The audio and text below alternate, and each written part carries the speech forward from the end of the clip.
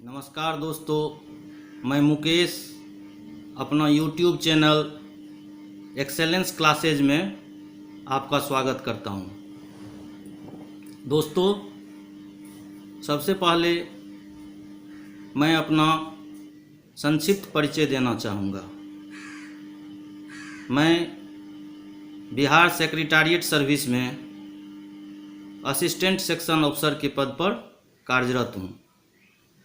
दोस्तों, इस लॉकडाउन में मेरे मन में यह बात आई कि मैंने जो कॉम्पिटिटिव एग्ज़ाम्स की तैयारी लंबे अरसे तक की है और इस दौरान जो मैंने अनुभव प्राप्त किया है, क्यों नहीं अपने प्रतियोगी मित्रों के साथ इस खाली समय में अपने अनुभव को शेयर करूं।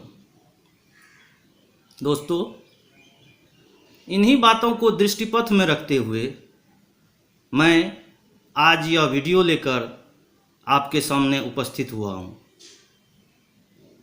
हमारे कुछ मित्र ऐसे होंगे जो कि पीटी और मेन एग्ज़ाम क्वालिफाई करने के पश्चात इंटरव्यू में कुछ अंकों से पीछे रह जाते होंगे। कुछ मित्र पीटी एग्ज़ाम क्वालिफाई करने के पश्चात मेन में कुछ अंकों से पीछे रह जाते होंगे। कुछ मित्र पीटी में ही कुछ अंकों से पीछे रह जाते होंगे और कुछ ऐसे भी मित्र होंगे जो कि अभी अभी कॉम्पिटिटिव एग्ज़ाम्स की तैयारी शुरू ही किए होंगे।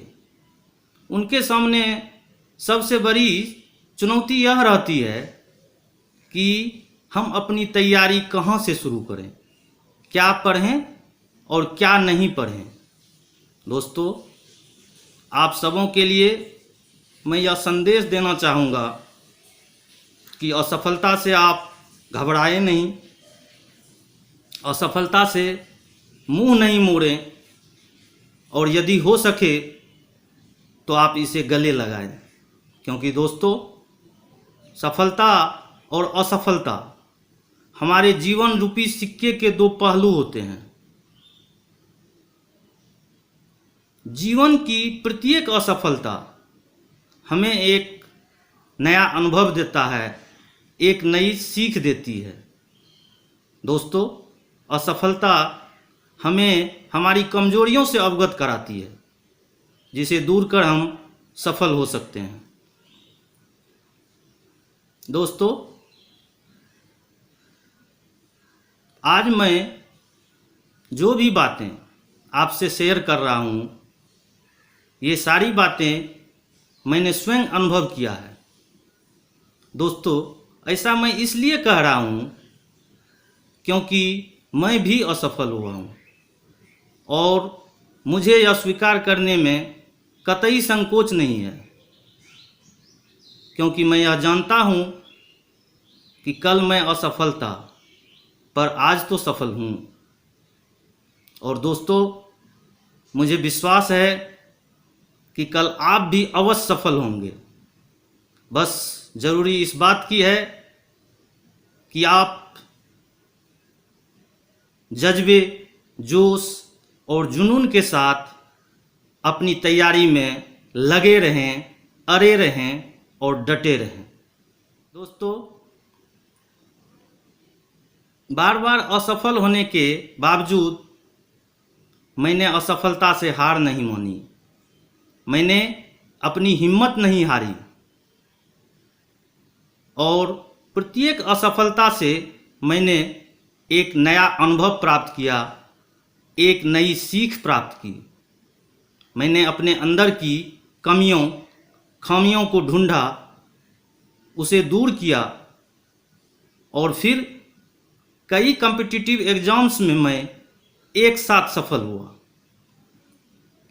दोस्तों, असफल होना कोई बुरी बात नहीं है, पर असफल होने के पश्चात हम आत्ममंथन, आत्मचिंतन अवश्य करें।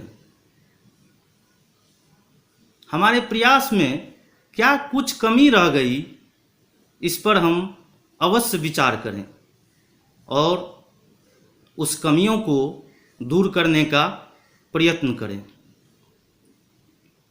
दोस्तों, क्या आपने कभी सोचा है कि हम असफल क्यों होते हैं? आइए मैं अपना अनुभव इस बारे में आपसे शेयर करता हूं।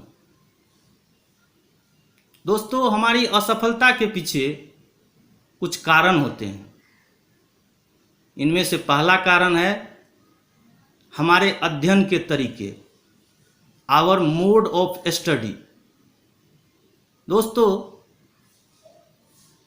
हम जब किसी विषय वस्तु का अध्ययन करते हैं तो हम चाहते हैं कि उस विषय वस्तु से संबंधित जो भी बातें किताबों में लिखी हुई हैं या किताबों में अंकित हैं, उन सारी चीज़ों को हम अपने माइंड में ले लें।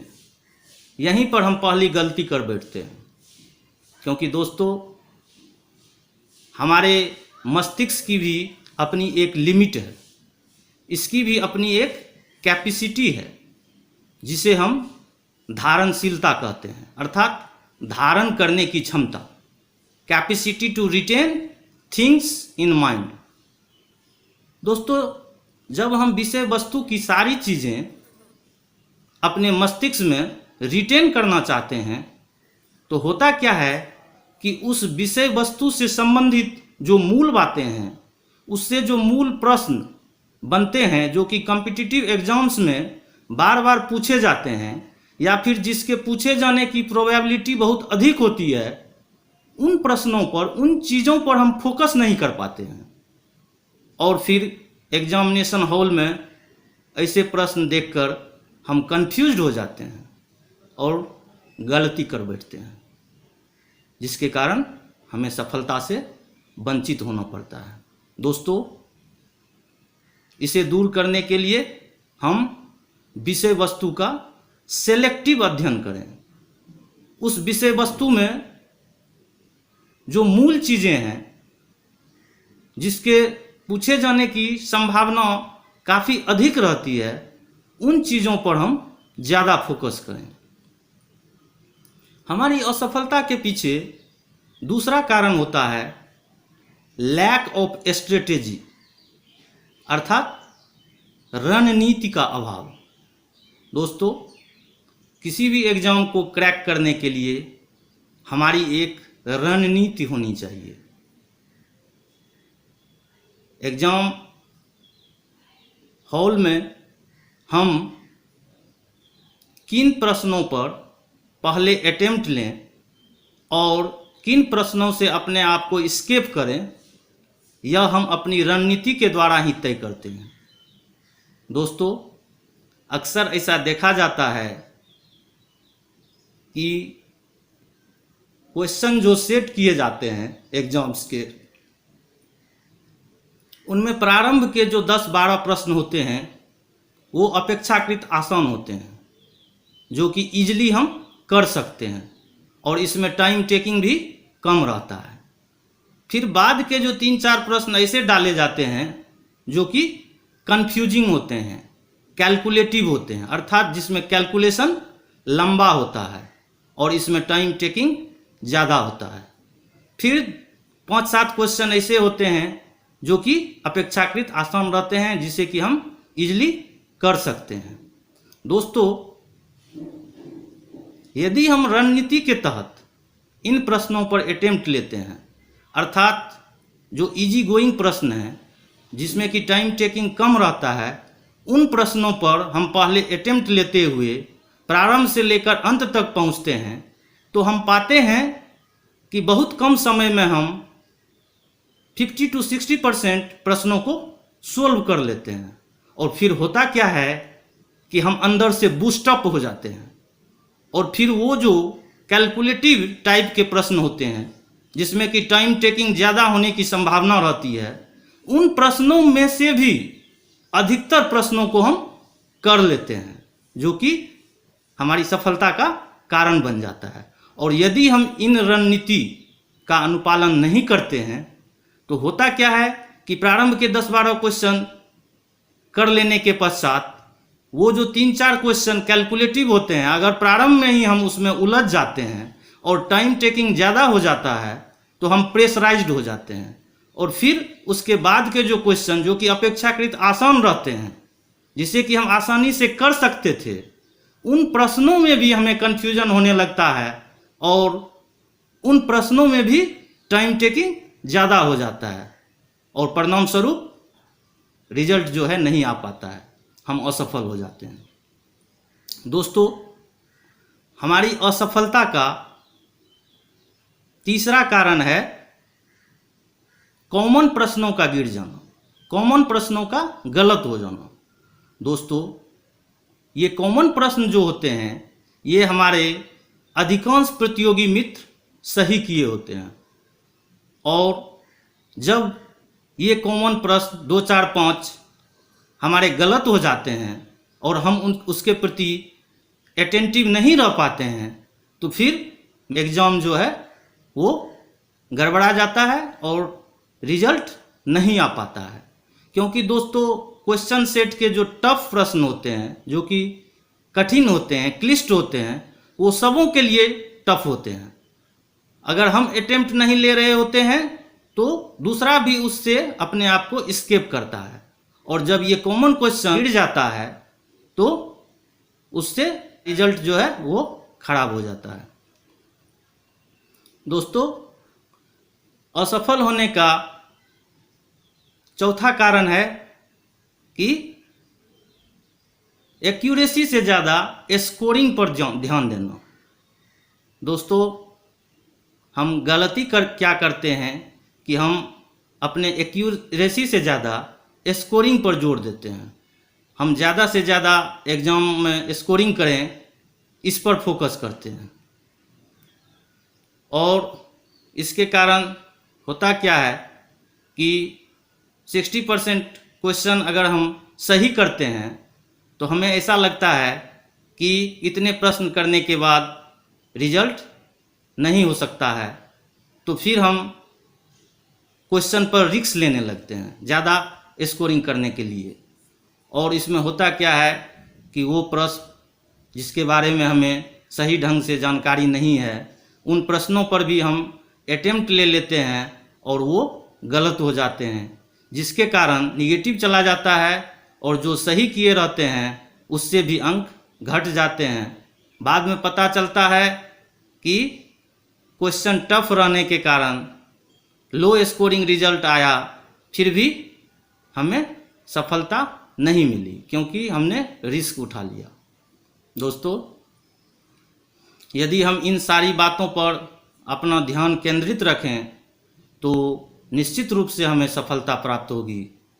और अंत में मैं आपसे यही कहूँगा कि आप अपनी तैयारी में लगे रहें और इस लॉकडाउन में अपनी तैयारी को और अधिक गति प्रदान करें।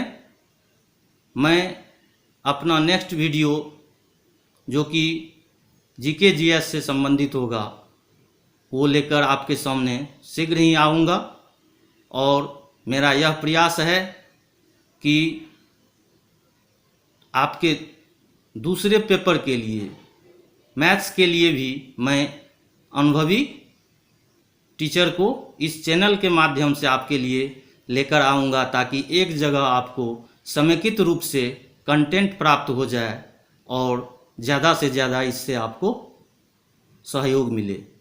तो दोस्तों, इस प्रकार मैंने अपना फर्स्ट से अर्थ तक का जो सफ़र मैंने तय किया उसका अनुभव मैंने आपके साथ साझा किया। अगर मेरा यह वीडियो आपको पसंद आया हो तो दोस्तों, आप मेरे इस चैनल को अवश्य सब्सक्राइब करें, लाइक करें, और कमेंट बॉक्स में यदि हो सके तो अपना सुझाव भी दें, ताकि हम आपके सुझाव के अनुसार इसमें हो सके तो सुधार कर सकें। इन्हीं शब्दों के साथ मैं आपको अलविदा कहना चाहूँगा। दोस्तों, bye bye, take care, stay home, stay safe.